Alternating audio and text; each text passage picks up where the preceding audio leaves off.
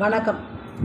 Business and life with Kavitha Balraman YouTube சேனலில் இன்றைக்கு தொழில் முனைவோர்களுக்காகவும் பெண்களுக்காகவும் இளைஞர்களுக்காகவும் நடுத்தர வயது ஆண்களுக்காகவும் அனைவருக்கும் வணக்கம்.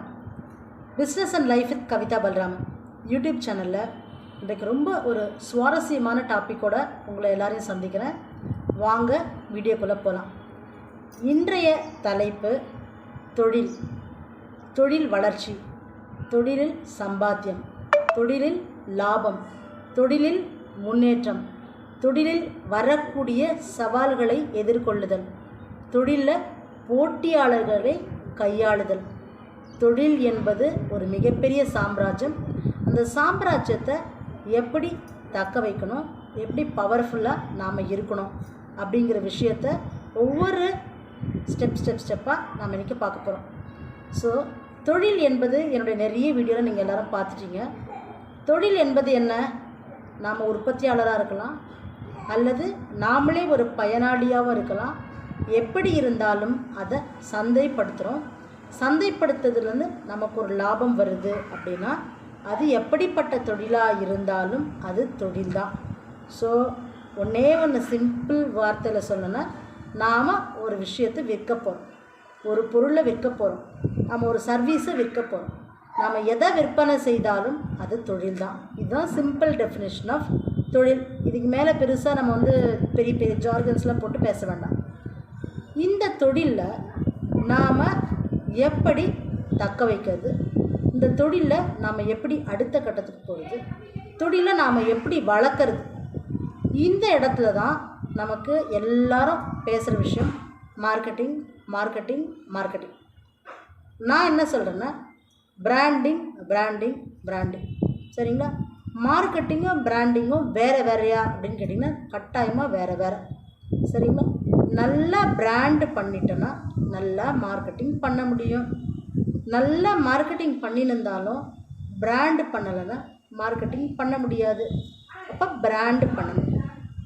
தொழிலை நம்ம அடுத்த கட்டத்துக்கு கொண்டு போகணும், நம்ம அடுத்த கட்ட வளர்ச்சியில் மேலே நிற்கணும் அப்படின்னா, சம்பாதிக்கணும், லாபம் எடுக்கணும் அப்படின்னு முடிவு பண்ணிட்டோன்னா பிராண்டிங் பண்ணணும். பிராண்டிங்கில் 2 வகை இருக்குது. சரிங்களா? ஒன்று பர்சனல் பிராண்டிங், 2வது ப்ராடக்ட் பிராண்டிங்.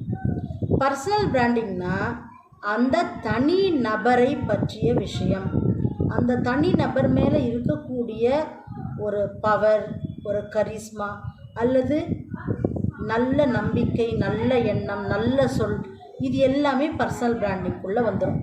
ஸோ இந்த நபர் இந்த பொருளை பற்றி சொன்னால், இந்த பொருளை இவங்க விற்றா அவர்கள் நல்லவர்கள், அவர்கள் நமக்கு பிடிக்கும், அவங்களோட நம்ம ஃபேனாக இருப்போம், எப்படி வேணால் இருக்கலாம். ஸோ இது எல்லாமே பர்சனல் பிராண்டிங்குள்ளே வந்துடும். அடுத்த கட்டத்துக்கு பிஸ்னஸ் போயிடும். இதெல்லாம் இல்லைப்பா, நம்ம பெரிய செலிப்ரிட்டிலாம் இல்லை, நாம் இப்போ தான் சாதாரண தொழில் முனைவோர் முன்னேறி கொண்டிருக்கிறோம் அப்படின்னு நீங்கள் சொல்கிற மைண்ட் வாய்ஸ் கேட்குது. ஆனாலும் முன்னேறி கொண்டிருக்கக்கூடிய நீங்கள், உங்கள் தொழிலை வாங்குபவர்கள் உங்களுடைய பர்சனல் பிராண்டிங் மூலமாக தான் வாங்குகிறாங்க. சரிங்களா? ப்ராடக்ட் பிராண்டிங் மூலமாகவும் வாங்குவாங்க. உங்களை யாருன்னே தெரியாது, ஆனால் உங்கள் ப்ராடக்டை அவங்க தொடர்ந்து வாங்கிட்டு இருக்காங்கன்னா குவாலிட்டியாக இருக்கும்பொழுது தொடர்ந்து வாங்குவாங்க. சரிங்களா? பர்சனல் பிராண்டிங் வரும்பொழுது பர்சனல் பிராண்டிங்கே குவாலிட்டி இருக்கும் நம்புறதுனால தானே வாங்குகிறாங்க. ஸோ 2த்தில் எது ஜெயிக்கும், எது நீடித்து நிலைத்து நிற்குது மார்க்கெட்லன்னு பார்த்திங்கன்னா, இதுக்கெல்லாம் இன்றைக்கி முன்னாடியெல்லாம் எல்லாம் ரொம்ப அழகாக சர்வேலாம் பண்ணி மார்க்கெட் ரிசர்ச் பண்ணி இதனால தான் இந்த ரீசன் அழகாக சொல்லிவிடுவோம். ஆனால் இன்றைக்கு அப்படிலாம் இல்லை. எதனால் எதை வாங்குகிறாங்கன்றதே ரொம்ப பெரிய கேள்விக்குறியாக இருக்குது. அதான் உண்மையும் கூட, நான் உண்மையை உங்ககிட்ட சொல்கிறேன். ஆனாலும் முதல்ல நம்ம தொழிலில் இருக்கவங்களுக்கு ஒரு கிளாரிட்டி இருக்கணும். ப்ராடக்ட் பிராண்டிங்னா என்ன, பர்சனல் பிராண்டிங்னா என்ன. அப்போ நீங்கள் தொழில் செய்கிறவங்க நீங்கள் முடிவு பண்ணிக்கணும், நீங்கள் எப்படி விற்க போகிறீங்க, எப்படி உங்கள் ப்ராடக்டை கொண்டு போக போகிறீங்க அப்படின்றத நீங்கள் முடிவு பண்ணிக்கோங்க அப்படின்றதுனால இதை சொல்கிறேன்.